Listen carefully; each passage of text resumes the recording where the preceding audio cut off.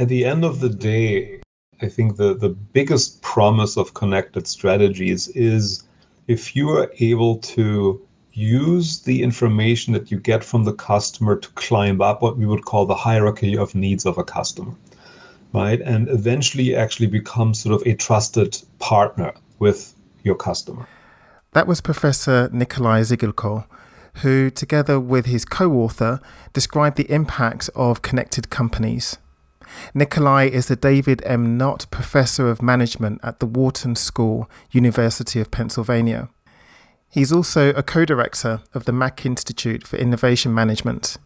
In this episode, we discuss the potential for companies to ethically connect with their customers, the different roles that consumers play in these new relationships, and also why companies that collect and resell customer data will increasingly have to offer a greater quid pro quo in the eyes of consumers.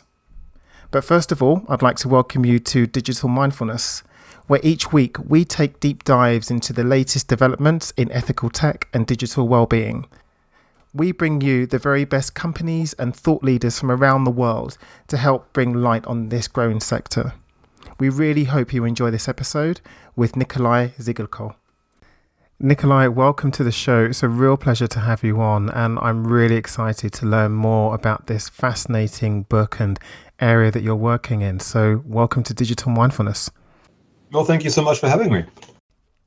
So, Nikolai, I wonder if you would just, for the people that might not be aware of your work, just introduce yourself, and in particular, if you can talk a little bit more about how you came to be working in this intersection of technology and business. Yeah, of course. So I've been a faculty member here at the Wharton School in Philadelphia for the last 21 years, teaching strategy. And of course, there's always the question from our students, our MBA students or executive audiences. So, right, what is new? And clearly you look outside the window or you open up the newspapers and lots of things seem to be new, right? A lot of new technologies are coming out.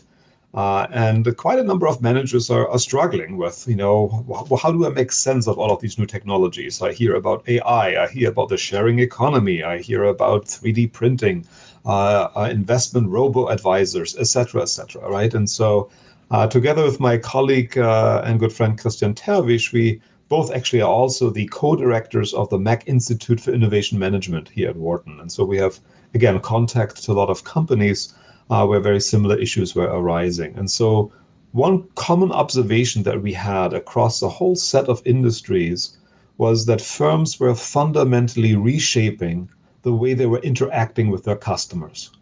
Right? Sort of rather than waiting for a customer to come to us with a particular need, we have now this continuous relationship with customers that allows us also quite often to anticipate needs and to find even better solutions and to help the customer find the right solutions for them.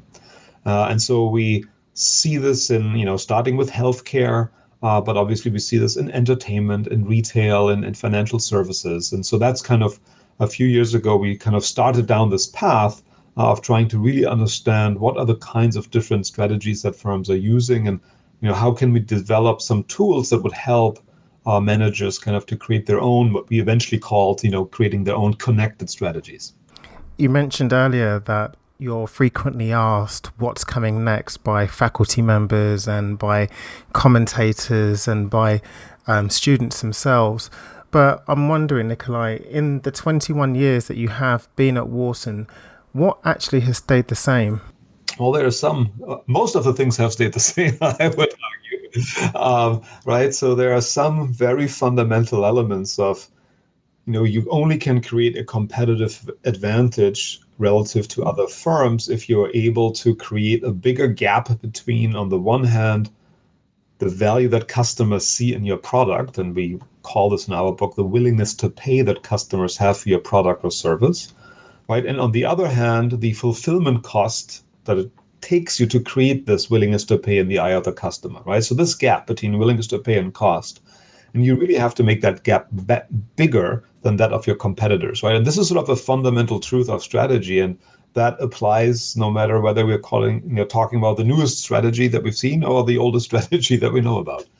That's great. So I want to move on now to talk about your new book, Connected Strategy, building continuous customer relationships for competitive advantage.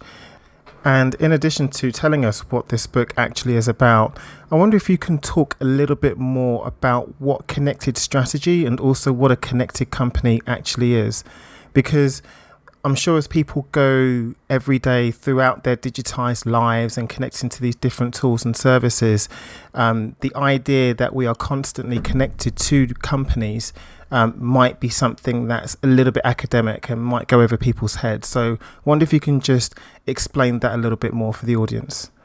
Yeah, no, so a connected strategy really has two different parts. So one is what we would call this connected customer relationship. And it's really the kind of deep relationship that firms are trying to create with their customers. And that's quite often kind of linked to this concept of willingness to pay, or kind of the value that the customer derives from having that relationship with that firm. And then on the other hand, there is what we would call a connected delivery model. Right? So if now I, as a firm, actually have to create this connected customer relationship at a reasonable cost, right? And again, sort of what we sometimes call the magic of the connected strategy is that it allows firms kind of to both create a better customer experience while actually incurring lower cost, or by increasing efficiency, right? And then so it is that dual thing that actually creates disruption in industries. So if you take Uber as a quick example, right, sort of Uber created a product that customers had, right, more value from, because it was easier to order, it was easier to pay. Quite often the cars are nicer, etc. Right. So my experience from going from A to B was actually better in an Uber or a Lyft than in a cab. While at the same time, these ride-hailing companies were able to create that ride at a lower cost than a traditional cab company could, right? And so now you're creating a better product at a lower cost. That creates disruption, right? And so, again, we see this in lots of other instances, but that's like maybe one example. I think, as you mentioned previously, Uber's ability to utilize lots of different technologies to create this ride-hailing experience is really fascinating, and an excellent example of what it means to be a connected company and to have these connected strategies. But I'm also really interested in companies that didn't start that way, that didn't start as technological natives, as it were, but rather transitioned into having these connected strategies, a little bit like Disney, as you mentioned in the book. And do you have any other examples of companies that have gone that way, that have had to transform the way that they do business?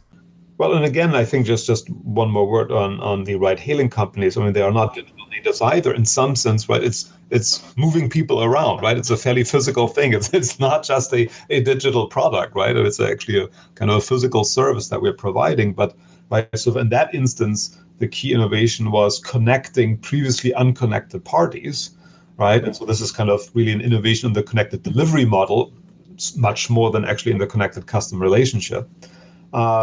But yeah, so another example. One example we love is Disney and the Magic Band. Right. So I don't know whether you've been to Disney World lately with us, but all right, it used to be you get a ticket, and that was sort of kind of the interaction you had with Disney, right? And you would enter the park, and at some point you would leave the park, but Disney basically wouldn't know what you were doing. And nowadays with the Magic Band, on the one hand, it makes your life as a customer easier, because you don't have to carry around a room key anymore, because it opens up your hotel room. You don't have to run around with your fast pass ticket, because it allows you to use the fast pass line. You don't have to have a credit card in your pocket, because you can buy anything with it. So kind of from the transactional point of view, it makes your life as a customer easier. But at the same time, now it allows Disney to know where everyone is in the park. So now I can redirect traffic, saying, oh, look, over here, there's actually a shorter line, rather a longer line. Again, that may make my life better as a customer. But also it allows Disney to run the parks more efficiently, because, for instance, right, the Disney team told us the problem that they used to have was they open up the gates in the morning of the park, and it would take like an hour or so for people to get to that last attraction at the back of the park, right? And so basically I have idle capacity sitting there, right? And so now by being able to pre-program itineraries for my visitors, I can really, they call it jumpstart operations in the mornings, right? I can have good capacity utilization across all of my attractions right from the beginning, and that allowed them to have even more people in the park without degrading the experience that people had. So here's again sort of an example where a particular connectivity, right, allowed us to both create a better customer experience while at the same time increasing our efficiency. Right? And so that's kind of, again, that dual advantage.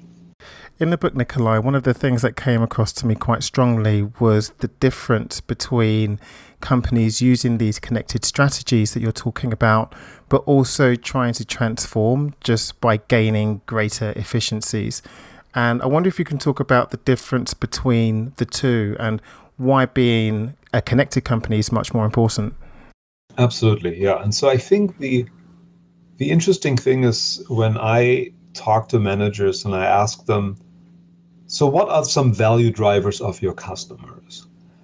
Quite often managers will very quickly focus on tangible and intangible aspects of their products or services, right? So what's the quality, what's the size, what's the speed, what's the durability, what's the brand image, right? And clearly those things are very important.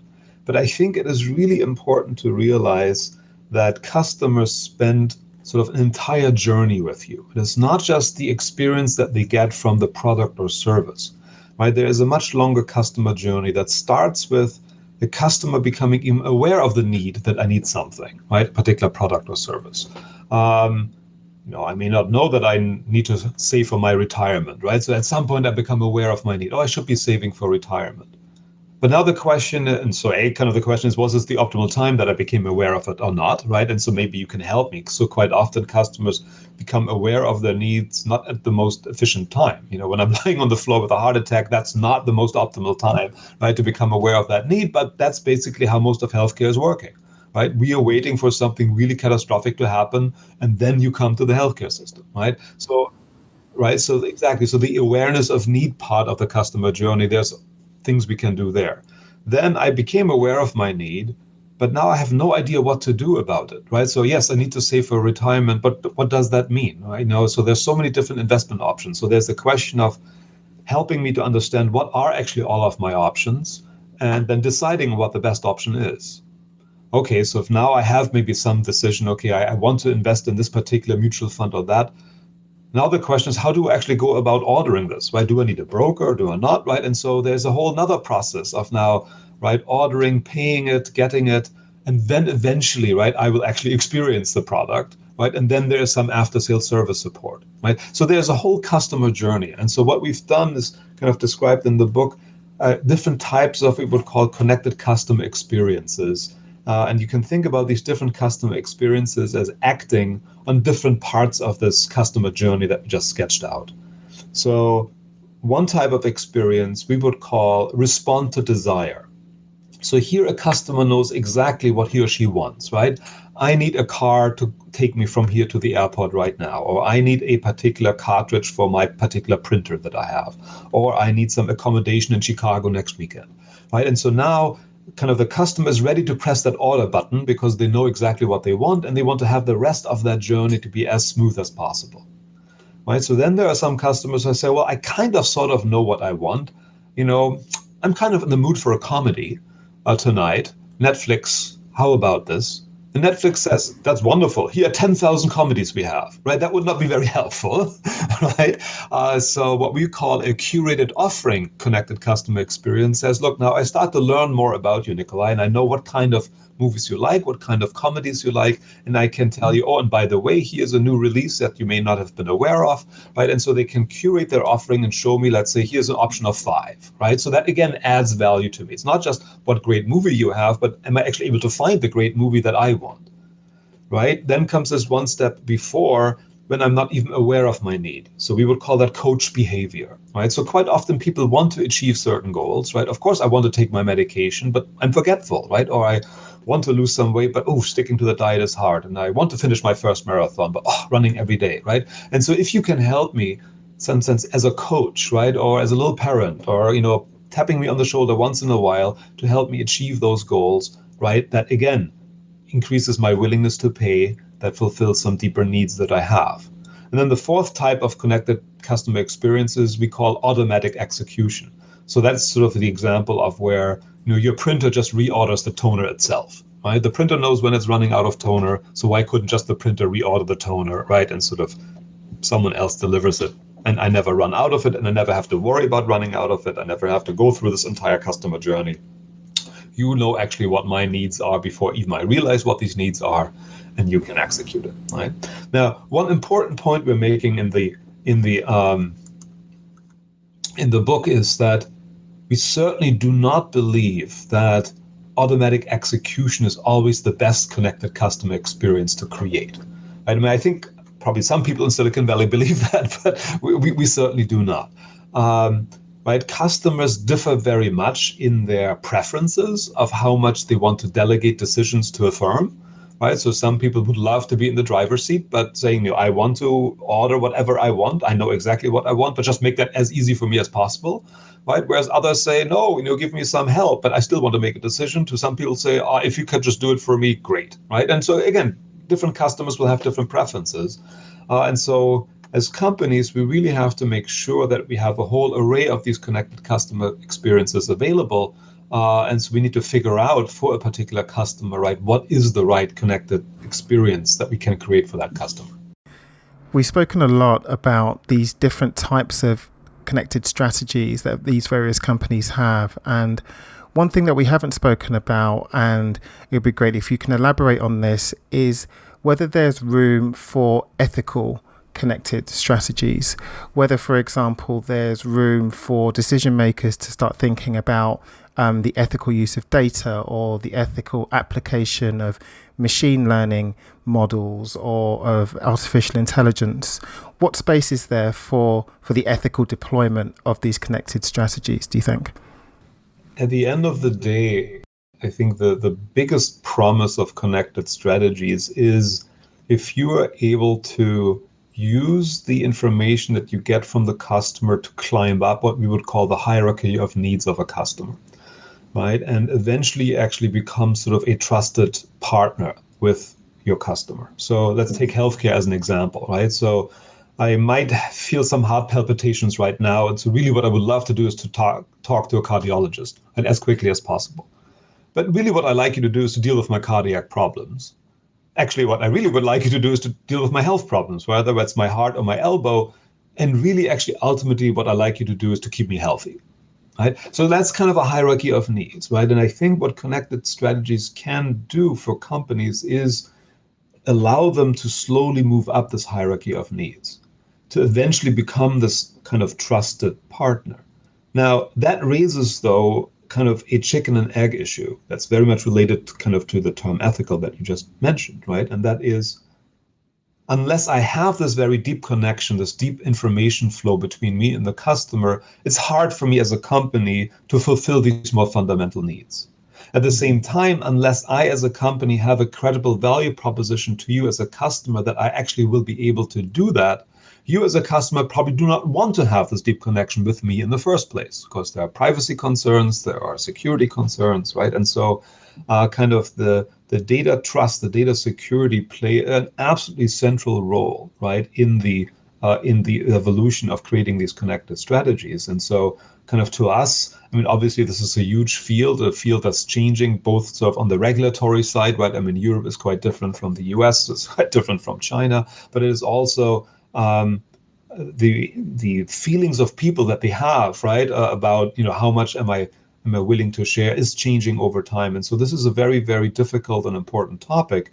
And for us, I think the key element is probably transparency, right? Sort of as long as I as a customer sort of understand what you're doing with my data, and as long as I as a customer see the value that you are providing to me by using my data, right? That is kind of the quid pro quo that you want to get at. So I like sometimes to use Amazon as an example, because I think Amazon has been fairly good in doing this for a while, right? So Amazon started out by asking you, well, just give me your address and your credit card number, right? You say, okay, well, let's see, right? And so I gave you this little slice of my data, and in return, Amazon gave me a button, right? And now I can just press that button and boom, I'm done. And it's like, wow, actually that made my life easier, right? I don't have to fiddle with my credit card. I don't have to re-enter my address all the time. No, I see something, one click, I'm done. My life is easier. I gave you a little bit of data and I see the value in return, right? So then Amazon says, well, so if now I solved that pain point for you, but the problem is whenever I try to deliver, you're not at home.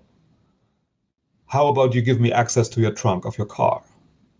And I go, that's kind of weird, but okay, well, let me give you again. So a little bit of slice of my data, right? I give you, some permission, and boom, right now I come home and I never have to go to UPS or FedEx anymore. It used to be twice a month. I find all of these, brown tags on my door because I never home, right? And have to go to some obscure logistics center somewhere on the outside of town to grab my package, right? And so it's, again, I think it is kind of this slow progress of, you as a customer, give me a slice of the data, I make your life better.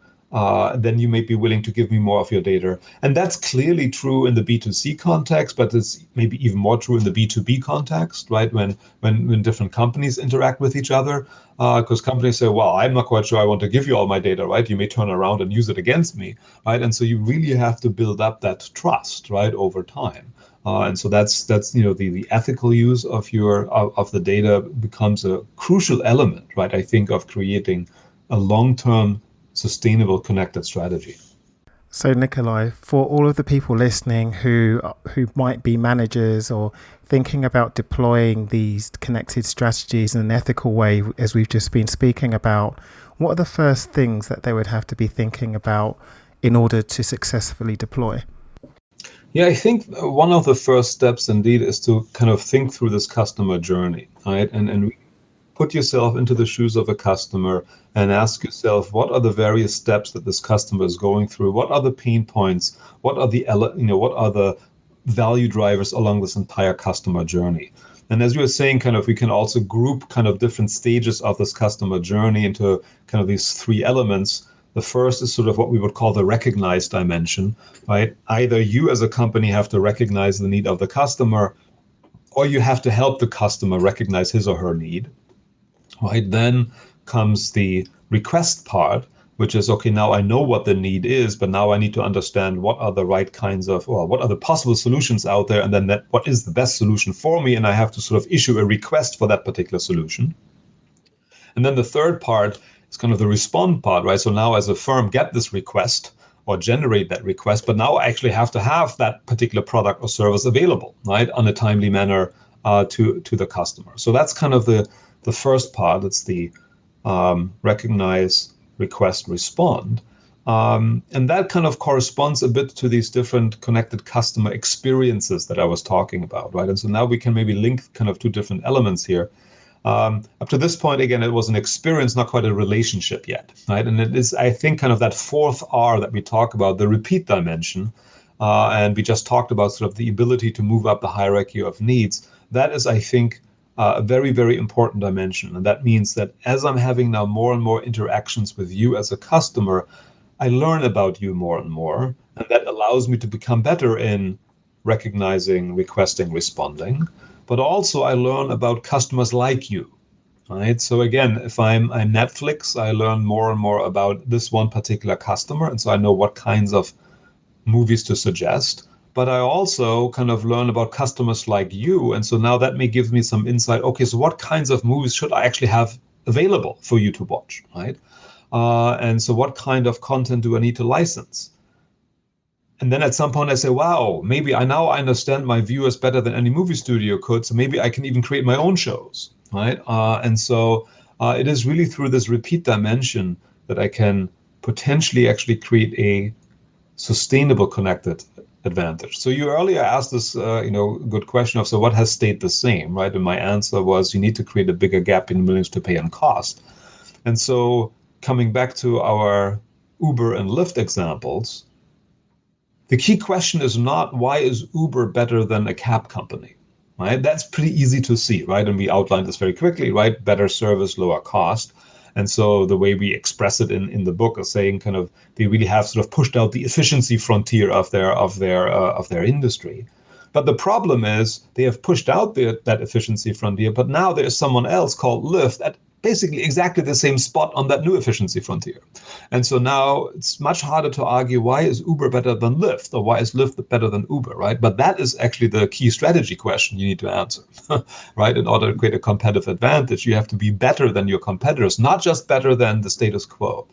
And our argument in the book is that it is probably through this repeat dimension, through this learning dimension, that firms really can potentially create a sustainable competitive advantage. Because again, that customer insight piece, that is probably much more difficult to copy than a particular feature on your app or a particular feature in your product. So going on from my question of what has stayed the same, I'm interested to know now how you see these connected strategies evolving for companies in the near future. So I think it was Yogi Berra who said, right, predictions are always difficult, particularly if they're about the future, right? And so, we want to be always a bit careful. But I think we're quite comfortable. Both Christian and I are quite comfortable, kind of predicting that the sense of having a personalized experience with a company will just continue to increase, right? Kind of this notion of, look, you should know things about me. You should be able to custom tailor the experience to me, right? And I think that we are at the early stages of this, but I think this is sort of a very general trend across all different aspects of your life, right? And when you start seeing it in one aspect of your life, you go to a different aspect in life, say, why can't you be like that, right? And so I think, again, using Amazon, right? So nowadays, sort of the expectation of, right, overnight shipping and free returns, and right, so this has become sort of natural, right? Kind of now someone tells you, I'm going to ship you this in 2 weeks. You say, what, right? Kind of, and so I think likewise, kind of, right, Netflix starts to know more about me. So why should my healthcare provider know more about me? And right, and so I think so that general trend, I think will continue. Now, it is maybe our naive hope that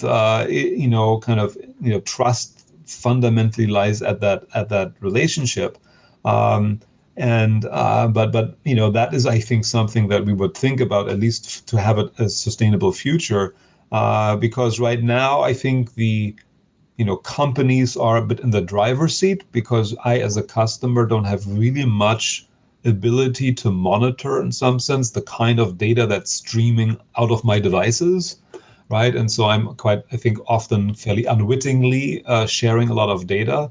My sense, again, is there will probably become a technological solution for that, where I, as a customer, will become much more be in the driver's seat of metering out and monitoring, kind of, right? What data am I sending out? What do I get in return? Now, again, we haven't seen this quite yet, but that's sort of my belief that eventually we'll get there.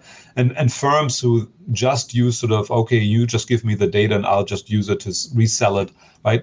I don't see that as a very sustainable business model. And so as long as there's not a quid pro quo, I think, yes, for right now it is feasible, and we are still a little bit in the wild west of this whole industry. But I think eventually, I think that's where we're going to end up. Everything you just mentioned now, and actually you talk about this in the last section of the book, particularly around revenue models.